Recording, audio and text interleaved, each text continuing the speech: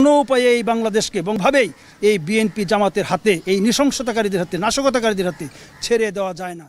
স্বৈরশাসক শেখ হাসিনা তার ক্ষমতাকে দীর্ঘায়িত করতে পুলিশকে হাতের পুতুল বানিয়ে কাজে লাগিয়েছেন। আর পুলিশের কিছু কর্মকর্তা শেখ হাসিনার পাঁচাটা গোলামের মতো দেশে ত্রাসের রাজত্ব কায়েম করেছিল, যারা কিনা বাংলাদেশের সাধারণ মানুষকে নানাভাবে হয়রানি করতেন এবং ঘুষের মাধ্যমে সত্যকে মিথ্যা এবং মিথ্যাকে এক নিমিষেই সত্য বানিয়ে ফেলতেন। তো বন্ধুরা, আজকের এই ভিডিওটিতে আপনাদের জানাবো বাংলাদেশের সেরা 10 জন জাতীয় দুর্নীতিবাজ, ঘুষখোর ও নারীলোভী পুলিশ কর্মকর্তাদের সম্পর্কে, এবং আরও জানতে পারবেন তাদের ক্ষমতা চলে যাওয়ার পর তারা এখন কোথায় পালিয়ে বেড়াচ্ছেন, তারা দেশে আছেন নাকি বাহিরে, তাদের শেষ পরিণতি বা কি হতে চলেছে। আশা করছি ভিডিওটিতে একটি লাইক দিয়ে না টেনে সম্পূর্ণ দেখবেন। তো চলুন শুরু করি। ওসি প্রদীপ। বাংলাদেশ পুলিশের এক সেরা জাতীয় দুর্নীতিবাজ পুলিশ কর্মকর্তা হলেন ওসি প্রদীপ। ওসি প্রদীপ ছিলেন ইয়াবাজন টেকনাফের ওসি। অস্ত্রের ভয় দেখিয়ে রাতের আধারে যাকে তাকে তুলে আনতেন তিনি, পরে টাকার বিনিময়ে ছেড়ে দিতেন। বনিবনা না হলে মাদক কারবারি দেখিয়ে কথিত বন্দুকযুদ্ধে শেষ করে দিয়েছেন অনেকের জীবন। সেনাবাহিনী মেজর সিনহা মোহাম্মদ রাশেদ খানকে প্রতিপক্ষ বানিয়ে হত্যা করেন প্রদীপ। মেজর সিনহার হত্যা মামলায় ওসি প্রদীপ কুমার দাস এখন মৃত্যুদণ্ড নিয়ে কারাগারে নির্জন প্রকোষ্ঠে রয়েছেন। বাংলাদেশের জঘন্যতম জাতীয় ঘুষখোর দুর্নীতিবাজদের তালিকায় ওসি প্রদীপ একজন। বিপ্লব কুমার সরকার। ঢাকা মেট্রোপলিটনের যুগ্ম কমিশনার হলেন বিপ্লব কুমার সরকার। এই বিপ্লব কুমার সরকার এতটাই জঘন্য ছিল যে তিনি হাসিনা দৃষ্টি আকর্ষণ করার জন্য বিরোধী দলের নেতাকর্মীদের ওপর নানান প্রকার আক্রমণাত্মক কথাবার্তা বলতেন। হাসিনার এই দালালের একটা ঘটনা হয়তো সবাই জানেন যে তিনি জয়নুল আবেদিন ফারুককে কি পরিমাণ অশ্লীল ভাষায় গালিগালাজ করেন এবং তাকে মারধর করেন।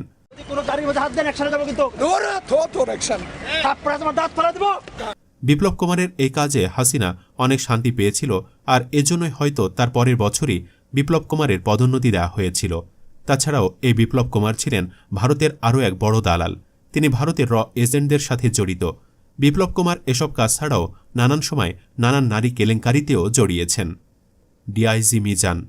পুলিশের সাবেক উপমহাপরিদর্শক হলেন ডিআইজি মিজান। ডিআইজি মিজান দুর্নীতি আর চাঁদাবাজির মাধ্যমে সাধারণ মানুষদের থেকে হাতিয়ে নিয়েছেন কোটি কোটি টাকা, তবে তিনিও ছাড় পাননি। তার অপকর্মের সাজা এখন ভোগ করছেন। নির্দিষ্ট বেতনের বাহিরে 3,28 লাখ টাকা আত্মসাতের অভিযোগে দায়ের করা মামলায় সাজা ভোগ করছেন এই দুর্নীতিবাজ পুলিশ কর্মকর্তা। ডিআইজি রফিকুল ইসলাম।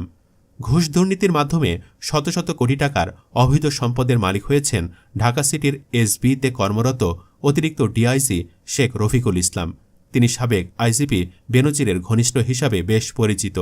বেনজিরের মতো ঠিক একই কায়দায় ক্ষমতার অপব্যবহার করে সংখ্যালঘু ও দুর্বলদের ক্রসফায়ারের ভয় দেখিয়ে নামমাত্র মূল্যে শত শত বিঘা জমি, শহরে গ্রামে বিলাসবহুল বাড়ি এবং মাছের খামারসহ প্রায় সবই করেছেন। চাকরির সুবাদে হয়ে উঠেছেন অন্যতম বিত্তশালী। এ যেন পুলিশ বাহিনীতে আরেক বেনজির। মনিরুজ্জামান। রংপুর মহানগরীর পুলিশ কর্মকর্তা হলেন মোহাম্মদ মনিরুজ্জামান, যিনি ছিলেন ছাত্র আন্দোলনের দমনপীড়নের মূল নায়ক। রংপুরের এই দুর্নীতিবাজ পুলিশ কমিশনার ছিলেন হাসিনার জঘন্য এক দালাল, যিনি হাসিনার নির্দেশে ছাত্রদের ওপরে গুলি চালানো শুরু করেন। আর তার নির্দেশেই আন্দোলনে প্রথম নিহত হয় রংপুরের আবু সাইদ। হাসিনার মন পাওয়ার জন্য এবং হাসিনাকে খুশি করার জন্য পুলিশ মনিরুজ্জামান বিরোধী দলীয় নেতাকর্মীদের গুম, নানান গায়েবী মামলাসহ হাজারো নাটক সাজাত। মনিরুজ্জামানের এমন অত্যাচার ছাড়াও তিনি ছিলেন খুবই দুর্নীতিবাজ এবং চাঁদাবাজি একজন মানুষ। তিনি পুরো রংপুরে ত্রাসের রাজত্ব কায়েম করেছিলেন। প্রলয় কুমার জোয়ারদার। বৈষম্যবিরোধী আন্দোলনে ছাত্রদের দমনপীড়নে এই প্রলয় কুমার জোয়ারদার ছিলেন নিকৃষ্ট একজন ব্যক্তি। তিনি সারা দেশের ছাত্রদের উপর গুলি করার নির্দেশও দেন। প্রলয় কুমার জোয়ারদার ছিলেন পুলিশ বাহিনীর এক অভিশপ্ত কর্মকর্তা। তিনি তার সহকর্মী পুলিশ কর্মকর্তাদের কোনো কথা মানতেন না। নিজের যখন যা মনে হতো তাই করতেন। দুর্নীতি আর চাঁদাবাজি ছিল এই প্রলয় কুমার জোয়ারদারের নিত্যদিনের কাজ।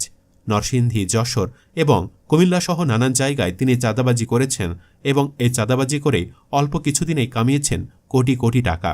তাছাড়াও তিনি ভারতের এজেন্টের হয়েও কাজ করেছেন এবং আওয়ামী লীগ সরকারের তোষামোদি ও দালালি করে দুর্নীতির সর্বোচ্চ চূড়ায় গিয়েছিলেন। বনোজ কুমার। বনোজ কুমার হলেন পুলিশের সাবেক অতিরিক্ত মহাপরিদর্শক এবং পিবিআই প্রধান। ক্ষমতায় থাকা অবস্থায় জমি দখল, চাঁদাবাজি সহ নানান অপকর্ম করেছেন এই বনোজ কুমার। তিনি শেখ হাসিনার হয়ে প্রতিটা পদে পদে দালালি করে গেছেন। এই বনোজ কুমারকে শেখ হাসিনার একজন জঘন্যতম দালাল বললেও ভুল হবে না, কিন্তু সময়ের সাথে তিনিও তার ক্ষমতা ছাড়তে বাধ্য হয়েছেন। নাম্বার ৮, বেনজির আহমেদ। বাংলাদেশ পুলিশের প্রাক্তন মহাপরিচালক হলেন বেনজির আহমেদ। দুর্নীতিবাজ এই পুলিশ অফিসার তার চাকরি জীবনে কোটি কোটি অবৈধ টাকা কামিয়েছেন। বেনজির আহমেদের স্ত্রী ও তার ২ মেয়ের ৪৩.৫ কোটি টাকার অবৈধ সম্পদের সন্ধান পেয়েছে দুর্নীতি দমন কমিশন। তদন্ত দল প্রাথমিকভাবে বেনজিরের নামে প্রায় ৯,৫৬ লাখ টাকার সম্পত্তি শনাক্ত করেছেন। এছাড়াও নামে বেনামে কয়েকশো কোটি টাকার সম্পত্তির মালিক ছিলেন এই পুলিশ কর্মকর্তা। একবার ভাবুন, একজন পুলিশ কর্মকর্তা কি পরিমাণ দুর্নীতি করলে এত বিশাল সম্পদের পাহাড় গড়তে পারে। শেখ হাসিনা কর্তৃক পালিত এই কুলাঙ্গার ছিল আওয়ামী লীগের বিশিষ্ট একজন দালাল। তিনি দেশের জন্য নয়, দলের জন্য হয়ে কাজ করে গেছেন। বর্তমানে তিনি কানাডায় অবস্থান করছেন। প্রশাসনের কাছে অনুরোধ করব, এসব কুলাঙ্গারদের যেন টেনে হিস্টে দেশে ফেরত আনা হয় এবং উপযুক্ত শাস্তির ব্যবস্থা করা হয়। নাম্বার ৯, আসাদুজ্জামান মিয়া। আসাদুজ্জামান মিয়া ছিলেন পুলিশের একজন জঘন্য ব্যক্তি। ডিএমপির গুরুত্বপূর্ণ পুলিশ কর্মকর্তা হয়েও এই অমানুষ করে গেছেন নানান ঘৃণ্যতম কাজ। আসাদুজ্জামান মিয়া ছিল চরম নারীবাজ।